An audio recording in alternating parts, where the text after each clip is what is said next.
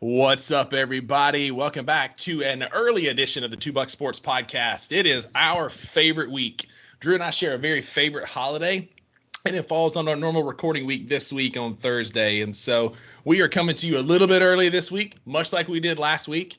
I am your co-host, Rusty Buckets, checking in tonight from Myrtle Beach, South Carolina, for what could be one of the last times. Dun, dun, dun. Ever. Yeah. Well, to be determined. Yeah, so. I'm going to welcome in my co-host, Uncle Buck, Drew Gann, the man, the myth, the legend, the one and only. Welcome in, sir. How you doing tonight? What is up, Mr. Buckets? I'm doing good. I'm at a great stopping place at work. We wrapped up that project that I've been working on for what seems like 3 months today. I put a bow on it. The only problem is I've got one more day of work before holidays, and so it's like, what could possibly I find to do tomorrow? Yeah. So right. I kind of feel like this is the perfect time to step into my holidays, maybe a little early. So the Game family is going to descend on Eastern Tennessee this weekend. I'm going to go see Aunt Mitzi and Uncle Will in the foothills of the Rocky. Nope, that's the not the Rockies. The Smoky Mountains, the Great Smoky Mountains, not the average or the okay Smoky Mountains, but the Great Smoky Mountains to have our holidays. And so yeah, it's great, but we do have breaking news here. Rusty, you left everybody on a very weird spot because I believe your quote was recording for the last time, and then you just kind of left. Yeah, I think you need to specify what aspect of this. This is not our last podcast, and Rusty's not leaving the podcast. So what are you doing for the last time? You know, it was touch and go last year after the Egg Bowl, but we were able to overcome our creative differences and maintain the podcast. And I think we'll be able to do that again this year. So, yes, we are not ending the podcast, fortunately / unfortunately, depending on your perspective of our podcast. Right. If you're listening to it, I'm assuming it's fortunately. Yeah, fortunately. But big news for Buckets. All right. So after a season at the beach where I saw tremendous growth, tremendous hard times, good times, great friends, great relationships, good people that I met, that chapter is coming to a close. I need to go home and do some family stuff. I need to be there for my dad, for my brother. There are things that I need to take care of. So it's not all, sunshine and bunny rabbits, as I'm prone to say, but I'm coming home. North Mississippi, I'm coming home, baby. Mama, I'm coming home. Home.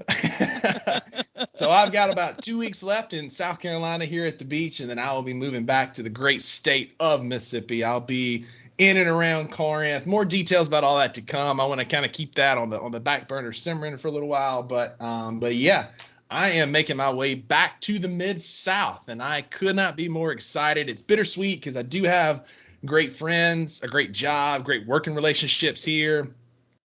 But dadgummit, I'm coming back to Mississippi, baby. Let's go.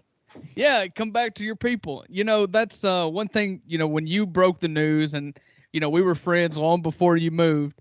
And when you started talking about this move and everything, I told you, like, I don't mind my friends moving away and getting on with life and starting new journeys. I'm not envious. I'm not jealous. And I'm definitely not going to lose friends because they move away. As you can tell, we're still here today. Yeah. But my only requirement is you've got to move somewhere fun that I want to visit. And so Rusty did do that. And multiple times I did get to go and stay at the beach for free.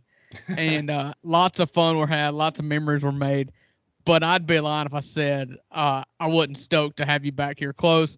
Mainly because you're coming back to God's time zone. And this whole confusion that we have on this podcast, we can just ditch Eastern time altogether. I don't have to worry about you going to sleep early during Grizzlies games that start late. Like, we're going to be on the same track here. Like, welcome back. I can't wait for you to come home. I've got you a gift that you're going to love, and I can't wait to give it to you. But you got to come get it. Unlike the last trip you made back to Mississippi, do not forget that trophy over your left shoulder. It will be on the truck heading back to North Mississippi. Yeah, man, I couldn't be more excited. Again, the circumstances may not be the best, but They are. I'm getting some great time with my family. My nephews are growing up, and I get some great time with them. If you know my nephews, don't say anything yet. It's going to be a nice little surprise to them. I'm super excited to surprise them with that. But it's it's a season that I need to be there for some family, and so looking forward to that. Looking forward to a new chapter.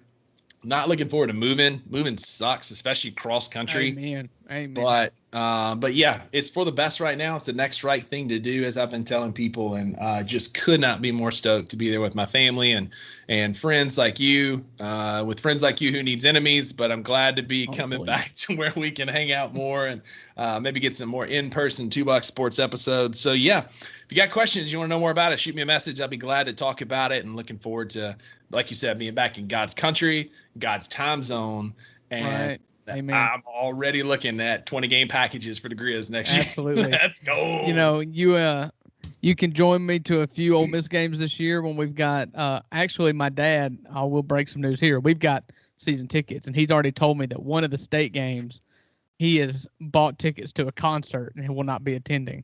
Oh no, for baseball? So for baseball. So right. We may be able to work that out. So yeah, Buckets, I'm glad you're coming back. No doubt about it. I was always happy for you.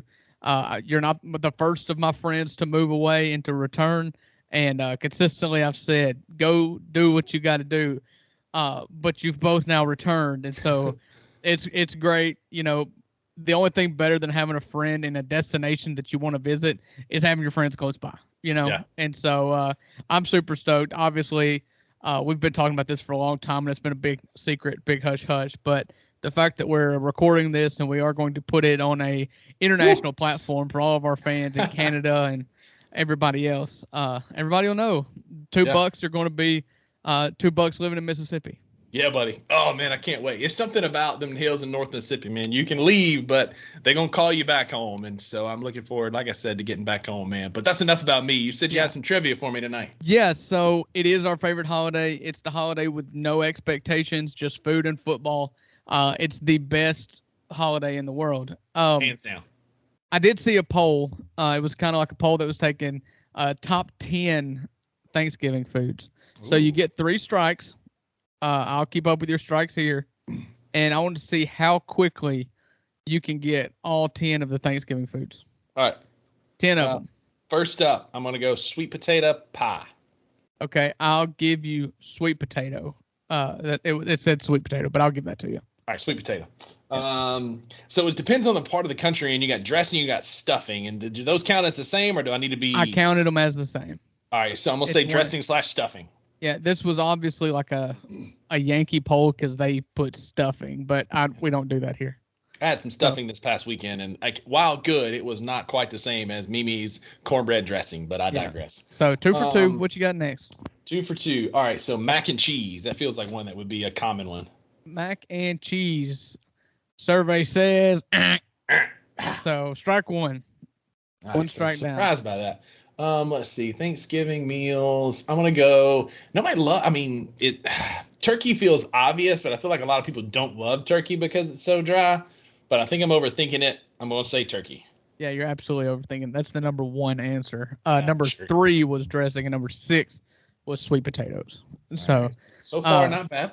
Yep. So far not bad. So quick thinking on my feet. Other dishes.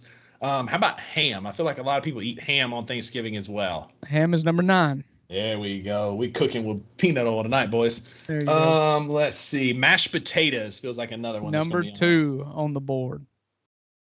Is gravy on there? Is gravy considered a food group? That's one that it's on here, number 7, and I would not have guessed that. Gravy seems like it goes with mashed, but it's a side to a side, so I wouldn't have really gotten that. But yeah, gravy is on here.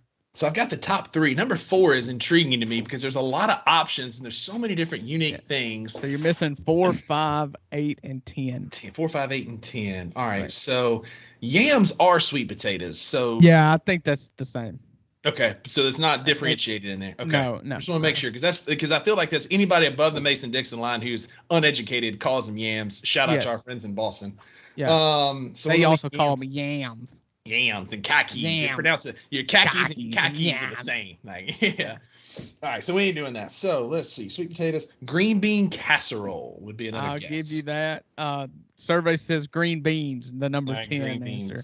So you've got 3 more answers and 2 more strikes. So your boy is cooking tonight. You're cooking. You're doing good so far. No pun intended. Yeah. Mm-hmm. So hit me with number 4, number 5, and number 8. Are rolls on there? Rolls are number 8. Let's go. Speaking of, call me butter because I am on a roll. All of these. Let's go. Yeah, 2 more. Two more. Answers left. 2 strikes remaining. Let's see. Cranberry sauce. Number 5. Let's go. 1 answer remaining and 2 strikes remaining. I'm doing a lot better than you thought I was going to do. I just want you to know that. I mean, you've really surprised me. Like, gravy is still blowing my mind that you got gravy. I was just thinking about giblet gravy. It's one of my love languages is giblet gravy. So, corn. Corn is not on the list. That would have been on my list as well, though. Yeah, I feel like corn is a common one that we. It was gypped. Yeah. All right. Oh man. All right. Yeah, I mean, this is it. If you want it 2 ways. This is it. I either get number 4. Why can I not get number 4? Should be obvious if it's that popular for Thanksgiving. Right. It is very popular for Thanksgiving. If I could give you a hint, it would give it away so quick. Don't give me a hint. I want to get this because I can do this. So like, you've got it. You've got it. Got mashed potatoes, not potatoes. Greens, beans, potatoes, tomatoes, lamb, ram. Oh man, I'm killing the podcast because I'm trying to think. I want to get this Friday. I don't want to miss this. Is it a vegetable? That's my question. No. Can I ask that? It's not a vegetable. No. So it's gonna be starchy. Oh man. I feel like this is only in the South, but I'm going with it because it's been in my gut the whole time. I'm gonna say cornbread. Nope. The answer you were looking for was pumpkin pie. Oh my gosh, man. That's why I said so obvious. But you weren't thinking dessert. That's the thing. But if I had told you dessert, you would have been like pumpkin pie. Or pumpkin pie. I honestly thought about saying Starbucks makes lots of money off of this. You know. You said basic white girl Starbucks, and I'd have been in. But hey, listen, man, I got 9 out of 10. That ain't bad. Yeah. That'll get you the baseball game. Yeah. So this week on the podcast, we are going to spend a lot of time talking about the Egg Bowl. Obviously, both of our teams played meaningless games. We can spend lots of time talking about Ole Miss versus Louisiana Monroe, and you can spend a lot of time talking about Mississippi State versus Southern Miss. But we'll be honest with ourselves and say nobody wants to hear that. They were both ended up being sizable wins, but both teams kind of left a lot to be desired. It doesn't matter because when I speculate that the reason why both teams looked flat is because both teams were thinking about this week, this Thursday, with the Golden Egg on the line in Starkville, Mississippi, 6:30 on ESPN. The Egg Bowl has its next round. Ole Miss versus Mississippi State. Ole Miss is a 10.5-point favorite. Ooh, that line went down on the road. To me, I kind of liked the line, if I'm being honest, because I thought it was too low. I thought it should have been 17.5. Well, I liked it because I feel like, I don't know. I feel like, from my perspective as an Ole Miss fan, at 10.5, I'm like, I'd kind of bet State, you know, and I kind of like being on the side in which I think that Vegas is trying to toy with, you know. It's kind of like, you know, I keep talking about that Ole Miss and Alabama game where Ole Miss was like 5.5 or, like Ole Miss was like 5.5. No, it was like 10.5 or 11. I was like, man, people are going to bet Ole Miss, and it seemed obvious that they wanted people to bet Ole Miss just because they knew something like Alabama was going to roll them, and they did. Right. So I kind of like being on the other side, and so the 10.5 probably seems fair considering it's on the road, high stakes, and both teams have something to play for. It's kind of that historically dangerous combination for Ole Miss, being that Ole Miss is 9-2, got a chance to go 10-2 for the 4th time in Ole Miss history. 2 of those were by Johnny Vaught. If Lane Kiffin wins his 10th game, on Thursday, he will tie Johnny Vaught, who the stadium is named after, in most 10-win seasons as an Ole Miss head coach, and this is his 4th year. So really lofty expectations. You've got a shot with a 10th win. I mean, you're looking at worst a Citrus Bowl matchup with a really good Big Ten team. At best, you're looking at, the orange or the peach or the cotton. And so with an Access Bowl, kind of really depending on what Missouri does and how they finish stacked up there and how the SEC title game goes, a lot of stuff. Couldn't be more opposite stakes for my Bulldogs. Yeah. We're sitting with 5 wins. Well, I was going to say you do have stakes because your immaculate, the only thing you care about, bowl streak has a chance to possibly die with a loss. And so, and as your coach said, you've got a chance to win the state title this week. So yeah, I mean, we beat Southern Miss last week. Our interim head coach, Greg Knox, this game matters. I don't care. You look at, first of all, it's Ole Miss hate week. It's one of my favorite weeks of the year. I hate Ole Miss 52 weeks out of the year, but especially this 1 week leading up to the Egg Bowl. It's always funny to me this time of the year to watch Ole Miss Twitter light up with, we don't care about this game. It's just another game. Like, bull crap. Like, there's only been one of these teams that has stormed the field after beating the other, and we'll leave that one alone. This game matters. When did that happen? I saw it on Twitter today. Oh, late 90s, early 2000s. Okay. Ole Miss. Ole Miss stormed the field. All I'm saying.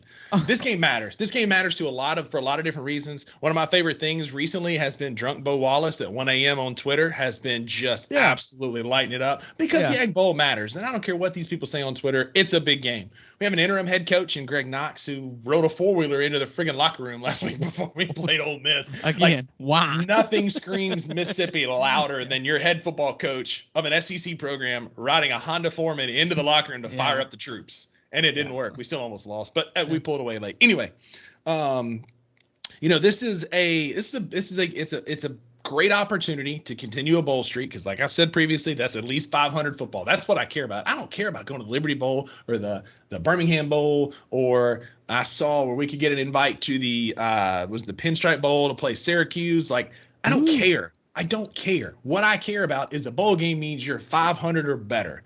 That's good football. And if you're 500 or better, if you're 500 or better, then you're better than most teams in the country because you are playing winning football. If you win more than 500 means you are 6-6. But if you finish at 7-5, that's a winning football record. And in the SEC West, particularly with some of the competition you have to play, that is a successful season. And I will take 14 years of 6-6 or better football than having a few 2-win or 4-win or 1-win or 3-win seasons sprinkled in there like our counterparts. Three of those seasons were 5 wins or lower. The COVID season, I think COVID season doesn't 3 games.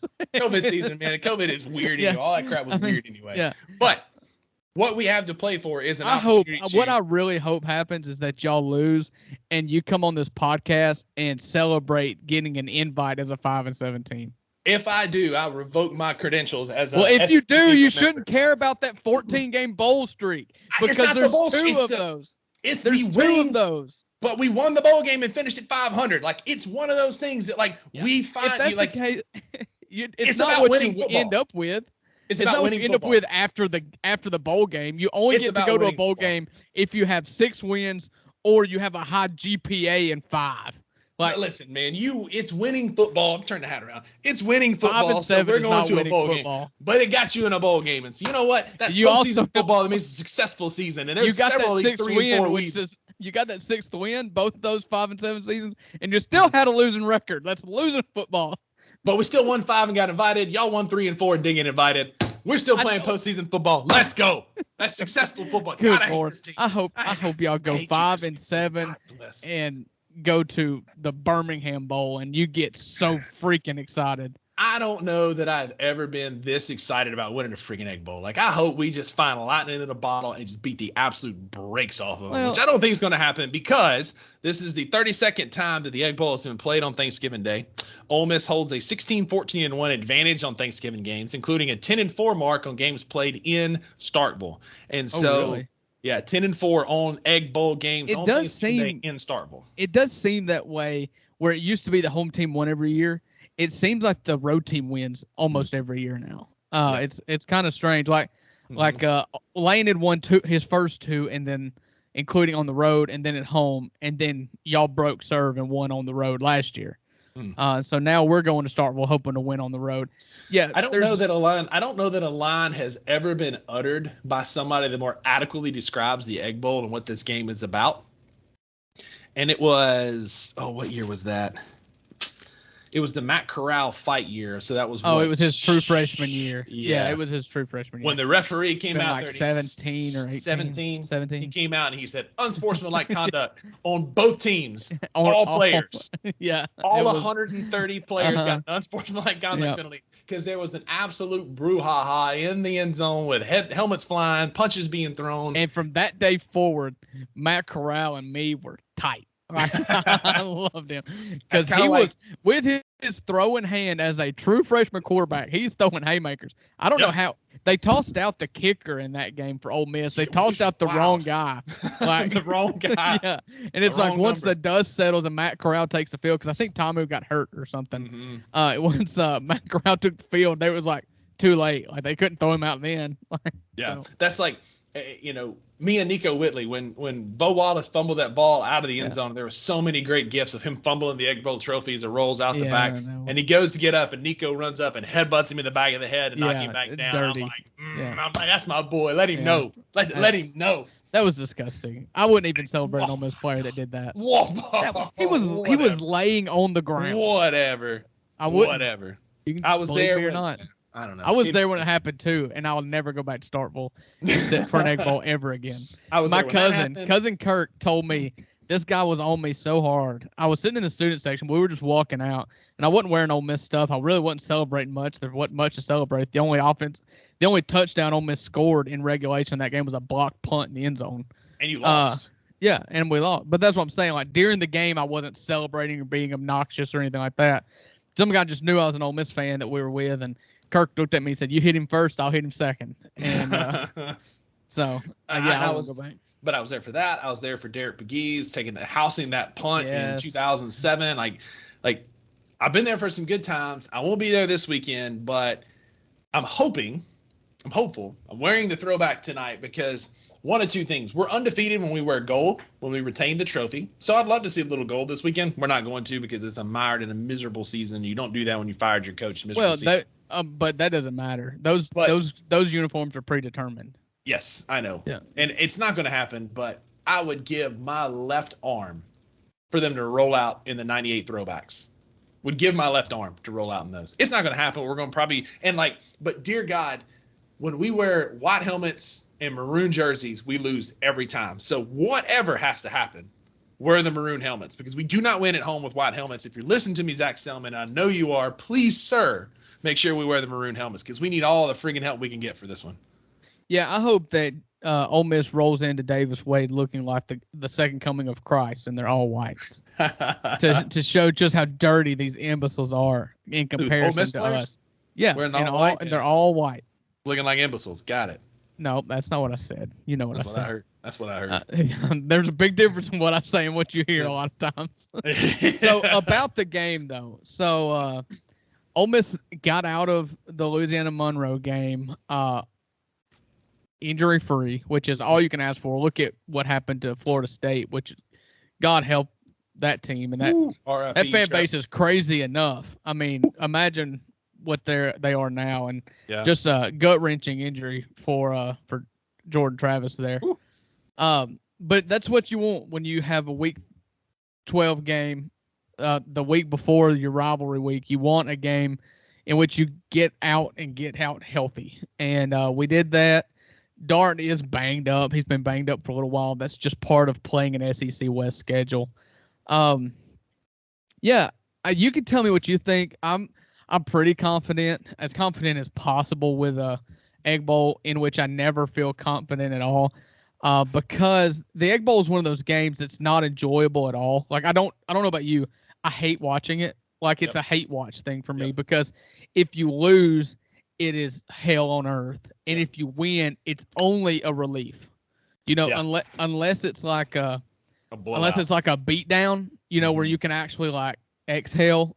Yeah. And which that just hasn't happened in Ole Miss's favor very often. There was one a few years back. It may have been Mullins last year. Maybe it was Moorhead that Ole Miss got up big and State kind of backdoor covered late, but it was like you never really felt like it was in jeopardy. Yeah. Ole Miss just hadn't had one of those in a while. And so I'd really love to just put your foot on their necks. And we've talked about, well, big picture later, I guess. But just give me your take on State, So for me, we're limping to the finish, obviously. We didn't look great against Southern Miss. We scored 3 times late to kind of pull away and win 41-20, but I never was we got up big and then gave up several just boneheaded plays. What scares me the most is this defense is bad. And it's so sad because we have 2 of the best linebackers in program history. Bookie Watson had 21 tackles against Southern Miss, was the NCAA Defensive Player of the Week. Just an absolute tackling machine. And you've got Jet Johnson, who just has unlimited eligibility. I mean, he's kind of like a Jake Mangum or Stetson Bennett that's just going to play forever. Like he's like making a professional career. Bo Nix. Yeah, he's just a professional college football player. He's just 2 of the greatest linebackers in program history, and we couldn't stop Myrtle Beach High School right now. And so that scares me. We are, rumor has it, getting Will Rogers back. And there's no reason why you think he wouldn't play. He played last week. And so getting him back, he got a game under his belt. He's back for an SEC game. Will Rogers is going to be key for this offense. Woody Marks stayed healthy last week, thank God, because he's not been able to do that for an entire game, relatively. Compared to the rest of the season, that game, though? He left with soreness. They didn't call it injury, they called it soreness. And so it's one of those things that, like, he hadn't been healthy all year, but they pulled him early for soreness, and I think it was because they were conserving him for the Egg Bowl. I am confident in that we're probably going to lose this game. But it doesn't feel like, for whatever reason, as bad as we have been, it feels like one of those years where we're going to hang tough, have a gutty performance because we're playing for Greg Knox, our interim head coach, who's now 3-0 as an interim head coach. He's won 2 games in Starkville and 1 game at Florida as interim head coaches, as the interim head coach. Playing for passion. It's not like we're going to give him the job, so faithful listeners do not hear that. You can't make that mistake twice. Dear God. But I think we keep it close. I just don't I love my Bulldogs. I believe maroon and white. We don't have the offensive firepower. If this turns into a shootout, which it will because our defense can't stop anybody, and Ole Miss's offense is very impressive. One of the top in the country. They move the football well. They're very creative. Lane Kiffin will get very cute and score some big play touchdowns. And there's just not much we can do about it. Outside of Sean Preston Jr., who's an absolute stud, our secondary is bad. We don't get a lot of pressure up front outside of Bookie Watson, and he can't do it all by himself. I'm not hopeful. Our best player is a freaking kicker, and our 2 inside linebackers who can't do everything. Woody Marks, love you, man, but you just hadn't been healthy. I'll tell you, as an Ole Miss fan, I wasn't that nervous. More so than just your normal levels of nervous. Yeah. As far as Egg Bowl goes, I was as confident as I could have possibly been. And then I did see last week where Will Rogers and Woody Marks were going to play, miraculously healed. It's like holy water in Starkville. Well, I was told that he's done. He's done for 2 reasons. He's hurt and he's preserving his own health to go somewhere else next year. And so, and it seemed that Woody Marks, he was hurt and injured, and he was just going to take the same path is what it seemed like, that they were just kind of coasting. And I'm not in tune with Mississippi State, so I don't know. Maybe he's just been trying to play every week, but hasn't been able to get up healthy enough. But when they both came back, I was like, all right, so they're coming back for this game, is what it felt like to me. They were coming back for the Egg Bowl for one last hurrah. And that makes me nervous because I don't think Will Rogers is great. I don't think he's good in this system. However, I do think that he is the captain of this ship, and Woody Marks is really good. Yeah. And we're not very good at stopping the run at all. And so if you told me it got in the mud and for some reason State's defense shows up, I don't like the fact that we're going to have to depend on Mississippi State's going to be able to run the ball. Yeah. I need them to have to get away from running the ball because they're running out of time and they're getting down. Yeah. So, and that's the game we cannot win because we just don't have the ability to stretch the field. Tulu, if you get him in space, he can do that. but we just had a hard time getting him in those positions. We're going to have to win through a defensive miracle because that's this defense is bad. We're going to have to win with a special teams touchdown or two, and you can't bank on those. Right. Xavier had one, the opening kickoff against A&M, but it was all downhill. Got outscored 51-3 from there. That's it. It was all downhill from there. Yeah. And so we're going to have to count on that stuff, and you just can't rely on that enough to make a difference. Our offense is not good enough to score. Our defense is not good enough to stop people. It's going to take another one of those Starkville miracles for us to pull off the upset. Somebody's going to have to PP in the end zone, is what you're saying. That's it. We need another Piston Mets from a couple years ago. I've turned out to be the biggest blessing of all time because it got Matt Luke out. That was the straw that broke the camel's back. It had to take a apparent lack of leadership in that. They didn't like the fact that Elijah Moore PP'd in the end zone, but then he wasn't benched afterwards. That the money guys there, the decision makers, wanted him punished and physically sat down on the bench, and instead they ran him back out there to try to recover an onside kick, and they didn't like that. So, anyways, I digress. I like Ole Miss. I do. I like Ole Miss in this game. The numbers tell you they win by a lot. Numbers don't measure passion. They don't measure kind of the backs against the wall kind of thing that State does so well in games, in Egg Bowls, in which they truly have nothing to lose. What I'm worried about is that things get ugly. And by ugly, I don't mean in the mud. I mean chippy. And this game has it's a powder keg more years than not. And it's always worse and more volatile when one team has everything to lose and the other team has nothing.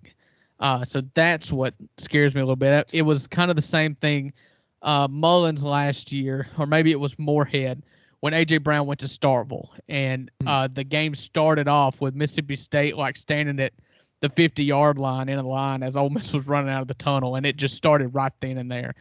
And Ole Miss has got plenty to blame too for as well. I mean, chippiness goes both ways. It just happened to be at Starkville this time, but that's what I worry about. I don't want to see anything ugly. I hate how the national narrative for the Egg Bowl is that fights will happen.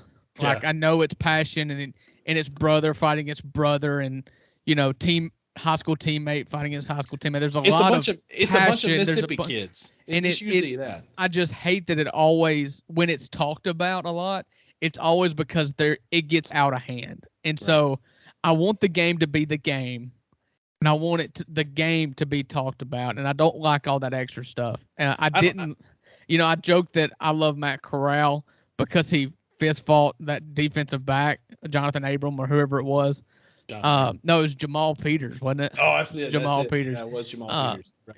And I loved the mentality that your backup quarterback is ready to pick a fight, but I hate that it happens in that game. And I really just ideally don't like people throwing hands anyway in football games. But I just hope that's what I'm going to come out with. I hope Ole Miss wins, and I hope that both cooler heads prevail. I think Mullen and Freeze, it started with Mullen, really kind of drove the first wedge in there, with as soon as he started. I mean, it is. We've been fighting for 30 years. It's not like it started, man. But in the recent, he did, Rusty. You can't say that refusing to say Ole Miss in the 8 years he was there did not foster up a lot of hard feelings on our side. And also used it as a rallying cry for your side. I'll give you that. I'm not saying he meant it, but what happened was Mississippi State fans everywhere was like, "Oh, the school up north, screw them," and Ole Miss fans were like, "You're not even going to say Ole Miss, screw you," Mm-hmm. And it fostered that. But then Freeze came. But then Freeze came in. Mullen was there first. It started there. Then Freeze came in, and it was personal to the point to where Mississippi State reporters were snooping through Ole Miss head coach's phone records to find who. That's what it led. If you think for a hot second that Ole Miss isn't monitoring other schools, especially Mississippi State, we need to talk about Santa Claus too. We just happened to find the dirt that was there. There is no reporter anywhere ever other than Steve Robertson that looks through coach. Listen to yourself. Looks through coach's phone records. I'm not defending you, Freeze. He should have been fired.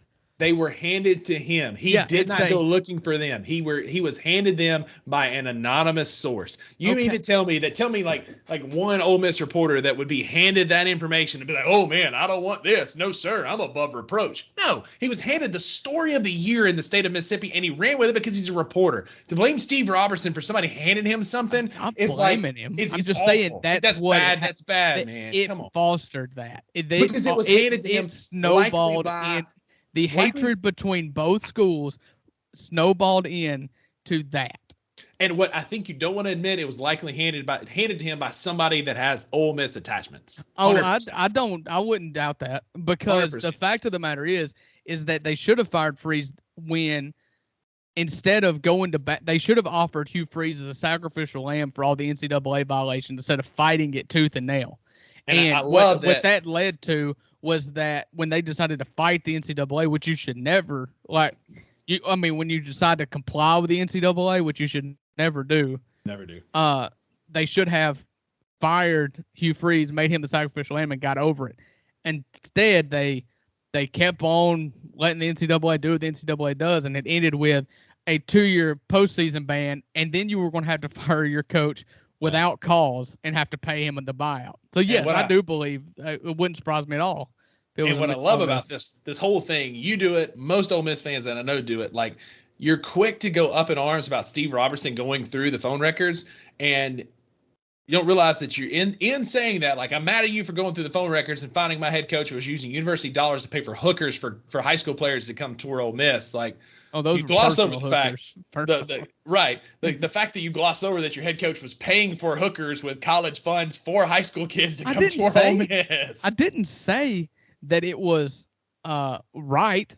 I'm saying he deserved to get fired. He deserved to get fired before then, but sure, I will never defend Hugh Freeze's use of hookers, with or without school money or school phones or whatever. But I just always found it fascinating that the one who hates Ole Miss the worst was the one to come up with it. Like, that was he had the biggest he had the biggest axe to grind. But was handed the information. He didn't go looking for it. It came to him. Yeah, of course. He can't subpoena phone records. Like, that's it. He doesn't have that power. So you get mad at him all you want, but your coach was paying for hookers. He was a more than willing. Well, sure. To use. Let me ask you this, and then please, for God, let's get off Steve Robertson. But if who is Chris Lowe or Andy Staples, you think they didn't go to them first? Somebody with actual reputation? I don't know. No, they went to the guy who knew, like, I want to take him down. I want to kill him. That's the guy they went to, and you can't deny that. That's any reporter with like cachet would have killed for that story. Why did they go to Steve Robertson? Because Steve Robertson was he would have eaten maybe that he raw. was the one. He was the one that was going to do what needed to be done. We're talking about a coach who was paying for hookers. Like, we're not talking about somebody who's getting tutors. Like, they were tutoring all right, but they weren't academic tutors. He saw some tutors, that's for sure. Yeah, he's paying for hookers. That's what we're talking about here. Yeah, I'm not objecting that point. He deserved to get fired. I just always hated that Steve Robertson, as a fan site moderator for Mississippi State, parlayed it into like 4 books. Like, another one that just came out. But again, your coach got caught paying hookers, man. Yeah, that's fine. You can hate the guy all you want, but we're talking about hookers here. Yeah. Anyway, I digress. My goodness. I'm done talking about hookers. This is a family podcast. I'm done talking about hookers. If you do not know what a hooker is, just be quiet. And, ask your mom and dad. Yeah. Don't let them know that you heard it from us. No, you heard it from somewhere else. My funny story. My son, when he was younger, he would just look at Haley and just be like, "Aunt Haley, you're the best cooker ever." And so one day I looked at him and I was like, "So if somebody who cooks is a cooker, what is someone who hooks?" He says, "Hooker." And I was like, "Got it." Got it. I got slapped, but yeah, I got it. So we got Thursday night. It's back on Thanksgiving Day. For a long time it was on Friday. It's been moved back. I was about to ask, what are your thoughts on Thanksgiving Day? I don't enjoy it because, like I said, it's my favorite holiday ever. And more times than not, it ends with absolute anguish, or at least the peak stress of my year. It's like that's the tippity top of the top is the Egg Bowl, and it's just always stressful and anxious. And like I said, I don't enjoy wins. I'm just relieved that it's over and we came out on top. And losses are like the worst thing in the world. And so, I wish they'd move it to Saturday. Honestly, I wish that if it continues to be as chippy as it is, I wish they would just do what Oklahoma and Texas do and play it in October, because this rivalry is too nasty right now to play it in a time at the end of the season, in which always, either way, really, everybody has, one team has everything to lose, one team has nothing to lose, and it just devolves into chaos. It doesn't devolve into chaos if there is life beyond the Egg Bowl. What happens when you play it on Thanksgiving is there's, for one team at least, most of the years, except for like 2014, most years, there is no life beyond the Egg Bowl for one team. And that's when it gets crazy. So if it continues to be chippy, absolutely, I'm in favor of moving that sucker to October or second week of November.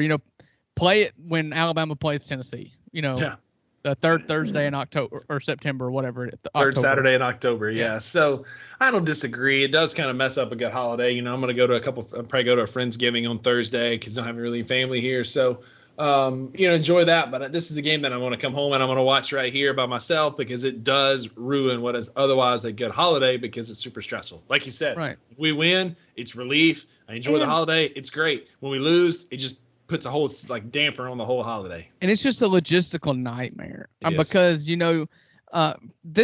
this year is not as much because we're going to the mountains. And so, but like I've got my family and my wife's got her side of the family, and you want to see dinners and you want to go see all your family on that one day. But the only thing I care about is I really want to watch the game with my dad. And so it's like, all right, honey, we got to be wherever my dad's at on Thursday night. So then she's got to relay that information to her folks. And so it's just a logistical nightmare. I don't like playing games on holidays like that. Like I said, I want to spend my Thursday, my Thanksgiving day, get up early, watch the parade with the kids, watch NFL, eat way too much food, take a nap, eat some more food, watch more NFL, go put on a Christmas movie or something, watch Christmas Vacation or Die Hard or something, eat some dessert with my pants unbuttoned and unzipped fully at this point, and then go to sleep. Like that's what I want to do. I don't want to have to worry about the Egg Bowl. The Egg Bowl is not fun. That's the thing. Like Ole Miss and LSU is fun. Mm-hmm. It's fun every year. You go play Alabama and it's fun because what you got to lose, Ole Miss and Mississippi State is not fun. Right. It's not a fun game. I don't enjoy it. Yeah. I agree. It's a football game that I have to tolerate.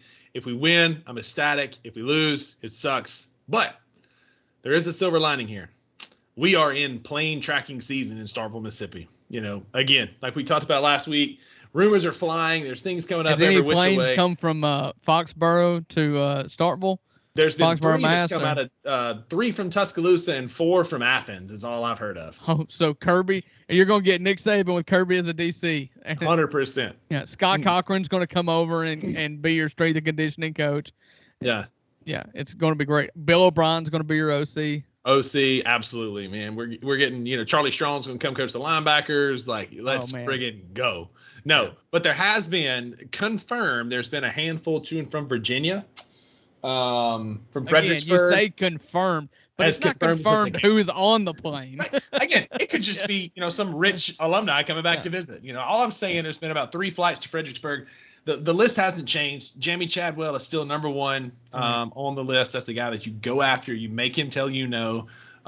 You go at John Sumrall is a name that keeps coming up. I've seen a lot. Jeff Levy is another one that keeps coming up. The Oklahoma OC. Willie Fritz is kind of on a fringe out there. I feel like he's backup. He is breaking case. He is your floor. He's the safety net. He's the safety net. Like if you get turned down by Chadwell, Sumrall, Levy, Elko, some of these guys that you go after, he's the safety net that you catch, right? That you land in. We do have less competition. You called it on the podcast. Sam Pittman is retaining his job for another year in Arkansas, so that's one less SEC West team we have to compete with. Not that we can compete with A&M, because not many schools can have an alumni booster walk up and hand the AD $116 million check to cover a buyout. But it is nice to know that we don't have to compete with Arkansas, so we can go after some of these kind of mid-level guys. And I don't think there's any Mississippi State. I don't think there's any reason that we can't go get a sitting Power 5 head coach. You know, we're looking at a lot of Group of 5 coaches. I don't think there's any reason we couldn't go pull a Power 5. Well, you got any names? I mean, Leipold at Kansas will be a good one to go after. Elko at Duke is another one that would come up. I mean, those are a couple of great targets. I'm not sitting here saying we're going to go pull a Dan Lanning or somebody like that, but you can go get some of those mid-tier ACC Big Ten guys. Another name that keeps getting a lot of traction that I also like, because he's young, he's energetic, he's excited, is G.J. Kinney at Texas State. Right. A big proponent of the transfer portal. Texas State was number 2 behind Colorado for the most transfers. Colorado had 86. Texas State had 85. And they're winning football games. He's young. He's exciting. He knows what he's doing. Again, I think he's probably down the list a little bit. I don't think that's a first phone call. I think that's in the second tier before you get to the Willie Fritz. But my position hasn't changed. I am very pro Jamie Chadwell.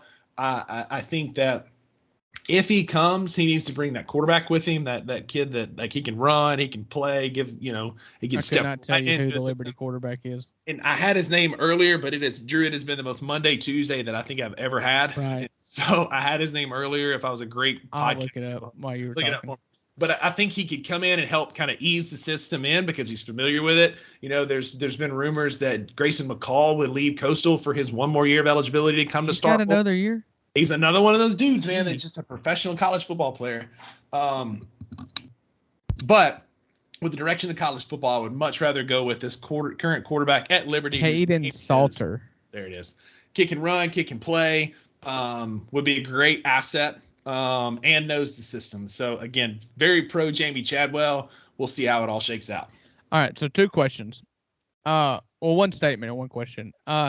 Depending on how this goes, I'm going to, in a couple weeks or maybe in months, it may take months before we can actually assess the hire that Mississippi State makes.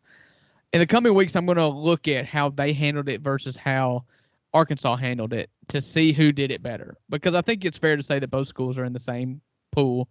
They both wanted to fire their coach. One school did not because they could not guarantee that they could get money enough to hire the right guy, the guy they want to hire unequivocally. Like they had made up their mind that if they were not going to settle, so they were going to try to rebuild their own house before tearing it down and building a new one. Versus Mississippi State, who really, we're going to find out if they put the cart before the horse or not with this hire, because I don't think it was solely emotional. I think there was some financial driving behind it, but there was an emotional aspect to the firing of Will Arnett. And so, depending on who you get, Zach Arnett, Will Arnett's safe on his TV deals. Don't worry about it. Oh, yeah. Will Arnett. Yeah, he's got a pretty good podcast. He's fine. Yeah, Will Arnett, the Canadian actor from Arrested Development, was not the coach this year for 9 games at Mississippi State. But yeah, so Zach Arnett, you're going to see who they replace him. And I hope for your sake that you don't look back in a few months and be like, we didn't really have the car in good enough shape to get top dollar for it. If you know what I mean. Everybody, when they want to sell their car, they clean it up, they put the tire shine on it, and then they try to sell it. It seems like State may not be in the best position to hire a coach. Now they seem to have had some traction with NIL this week. You can provide more thought on that, because I don't really know how a player in Starkville, Mississippi gets an NIL deal with Google. But, everybody knows, obviously, Starkville is the Silicon Valley east of the Mississippi. But, you can provide more light on that. But that's what I'm going to be curious. I'm going to be measuring Mississippi State and Arkansas to see, maybe even 2 years from now, with who they end up hiring after they finally fire Sam Pittman. Maybe then they finally get Will Muschamp to come. Gus Malzahn. Gus Malzahn to come. The other SEC coach that's looking for a job. Well, I mean, not necessarily. He's at UCF. No, I think he's happy at UCF. He is. I don't know why I don't know why he wouldn't go to Arkansas. If I'm being honest, he knows something. He's from Northwest Arkansas. That's it. And he's got deep roots there and could connect there. But again, like you're right. I'm excited. I don't think that I didn't trust John Cohen towards the end of his tenure. He was definitely, you could tell he was 1 foot out the door looking for the next opportunity. Mark Keenum made an emotional hire that he had to make because he didn't have an AD. Yeah, he didn't have much of a choice. Right, that's what I'm saying. He made an emotional hire that he had to make because we didn't have an AD. But I'm excited to see Zach Selman. His Rolodex is deep. He's got a lot of connections through him, through his dad, through his opportunities and things he's done. Dad? You've said that a couple weeks in a row, and I've been meaning to ask. So he's got a deep lineage. His dad and his uncle both broke, I believe, a color barrier somewhere playing college football. Dewey Selman is his name. He's the nephew of Leroy Selman, Lucius Selman, who combined to form the defensive line at Oklahoma during their college years. They were some of the first African Americans really play and All-American. I didn't know if they were sitting athletic directors or something, But they just got deep roots in Oklahoma and helped break open some color barriers for Oklahoma.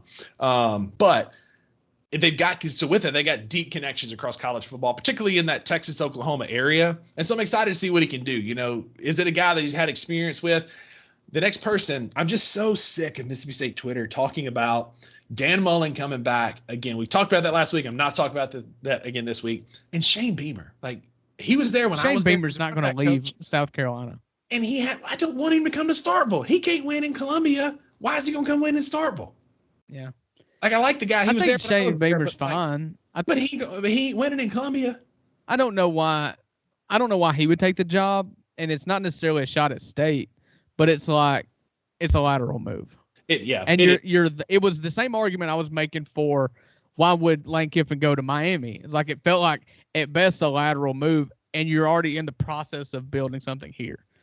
Same thing with Beamer and Mississippi State. It's a relatively lateral move, and then you're in year 3 there with. I mean, it kind of seems like year 3 is worse than year 2, so maybe that's why you get out. But yeah. I don't love it. And then same with Joe Judge. He's another name that's come up. He was at Starkville. No, he was the backup quarterback there. Did not do well for the Giants. We don't want him as a head coach. You don't want a guy just because he has NFL experience. Because if you look at that NFL experience, just because he's got Mississippi State experience either. You need to broaden your horizons. That's it. Past Starkville. We don't have a favorite son as the athletic director anymore. It's time to branch out and go get somebody new, get some fresh blood in there. Jamie Chadwell for head coach. That's the same thing I was saying when they finally fired Matt Luke. I don't want another coach that's from Mississippi. I want somebody that's not entrenched in the University of Mississippi to get the head coach, because then they start becoming yes men to the people who think they have power, thinks they should have power. What Ole Miss needed was Lane Kiffin to come in and say, I don't care about you, and I don't care about you, and I don't care about you.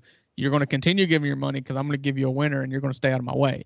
Something that Hugh Freeze didn't do, Matt Luke didn't do. It wasn't going to happen any other way. And so, anyways, I think that's the thing that State needs to do. Don't just go hire where you went to college.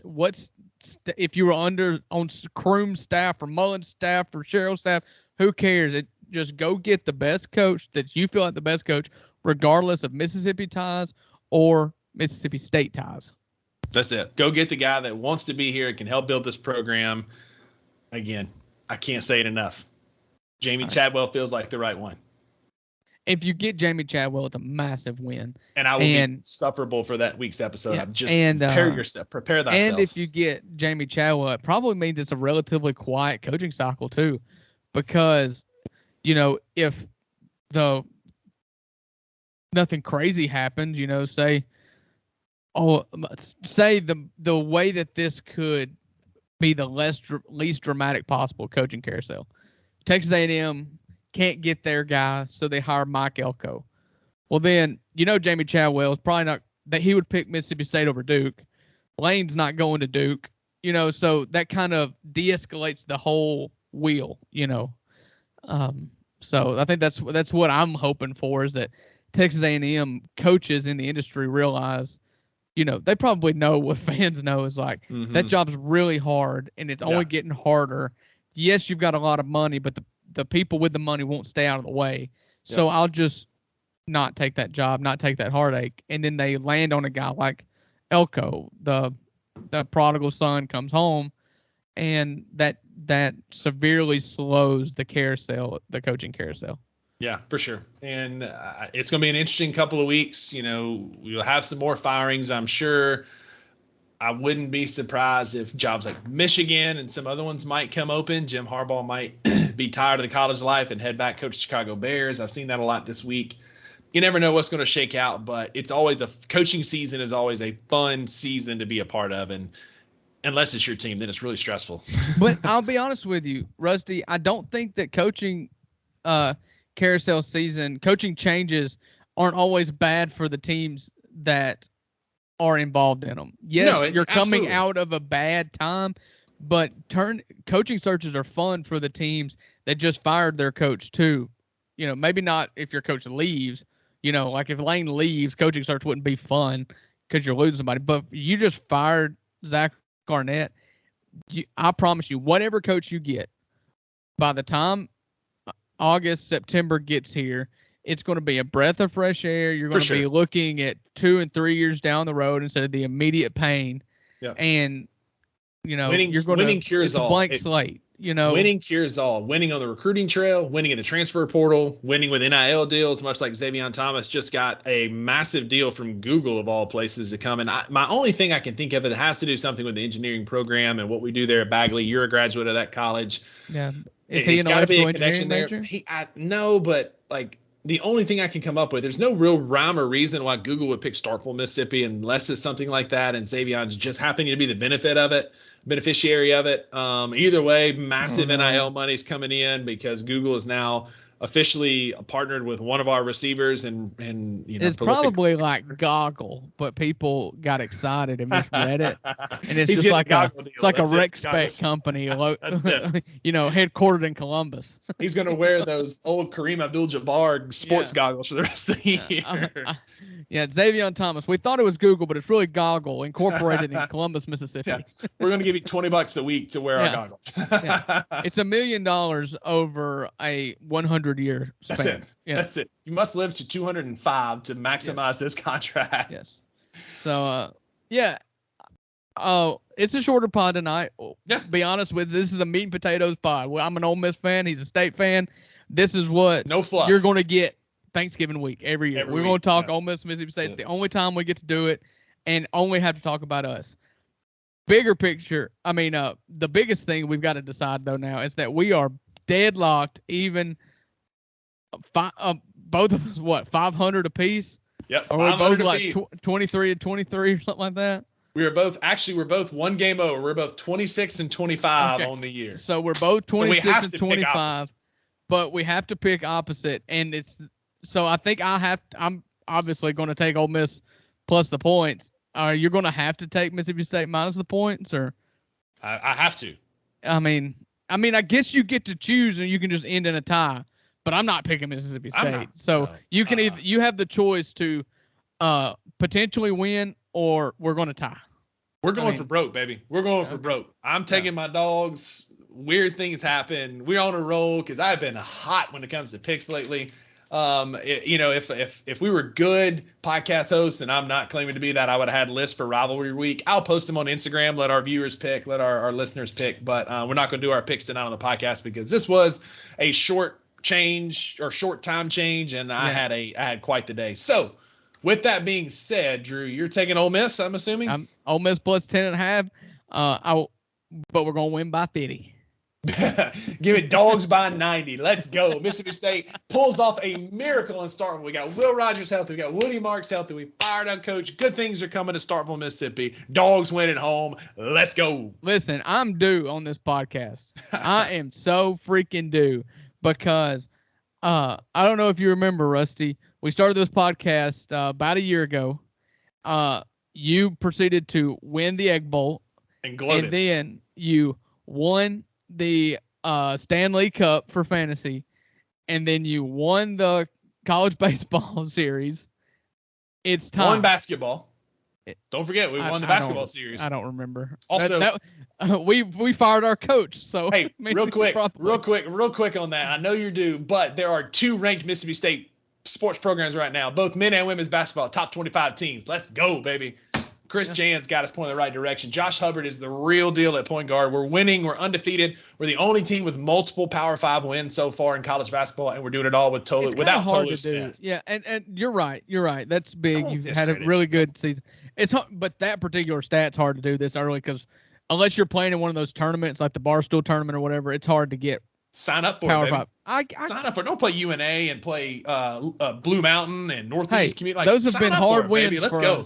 Well, those have been hard wins. We've had one possession wins against let's see, who was it that we do? Sam Houston State. They played in the Tad Pad. We did get a big win, a huge win. I don't know if you saw it or not. A 1-point win at home against the Detroit Pistons. I think they were the Pistons. They were from Detroit. No, it was Detroit, but I don't think it was the Pistons. That took a second to register, but that was not the Pistons. It's the Detroit Mercy, whoever that is. I think it was a hospital. Yeah. And so, yeah, I mean, it's been a rough start to the season. But 4-0 is 4-0, and hopefully Ole Miss can get their two kind of chips that they really worked hard to bring in the transfer portal. Neither of them have gotten waivers yet. So you kind of hope those get in, but this is not going to be a year for Ole Miss basketball to really set the tone. I look for year 2 at Chris Beard. You know, at Texas Tech in year 1, he had a losing record in the Big 12. Year 2, he went to the Elite 8. It takes time. It does, and that's where we're at with as long as we see, you know, it's what you're going to be talking about next year in football season. I'm at the point in Ole Miss basketball where it takes time. Look for progress. Don't look for wins. Don't expect tournament. Next year, you should not expect, 8-4. You probably will, but you shouldn't. Depends on who it is. Yeah. We get Nick Saban, dadgummit. cheer for progress. And that's where we are. You're going to have some bad losses probably, but you may knock off some people. And so just enjoy every win you can get. And that's where Ole Miss basketball's at right now. This is not a basketball podcast. No, I was about to say, speaking of enjoy, we hope everybody has a very wonderful, happy Thanksgiving with their family. Absolutely. Spend some time with some loved ones. If you're missing a loved one, we'll be especially thinking about y'all. Yeah. I know, Drew's friend Danny. I'm thinking about the Scotts missing Keith this year. And so just really appreciate all of our family and our friends and our listeners in the season of gratitude. Thank you. If you're still here at this point, why? But appreciate y'all very much for being here. Drew, tell them where they can find us, and let's wrap this baby up. Yeah. Like Rusty said, I'm also just thankful for you guys. We've been doing this for over a year now, and we still have people listen. Very grateful that you choose to take an hour and a half of your time once a week to listen to 2 rednecks from Mississippi talk about their favorite sports teams. And so hopefully we're thankful for you guys, and hope that you guys continue with us through the end of the year and into next year. In the meantime, tomorrow or today, you're listening to this podcast on probably Apple Podcasts or Spotify. Continue to find us there. Apple Podcasts, Spotify, the number 2 Buck Sports Podcast. Our Instagram is popping. You can catch us there at the number 2 Buck Sports Podcast. YouTube, number 2 Buck Sports Podcast. This is really repetitive. I think you understand what I'm trying to get at here. Just whatever you're at, get in the search bar, put the number 2, the words Bucks Sports Pod, and you will find us. Give us a comment, interact with us. We'd love to hear it. And so in the meantime, Rusty, you can play our music, and we will get out of here, and we'll see you again next week. See you guys.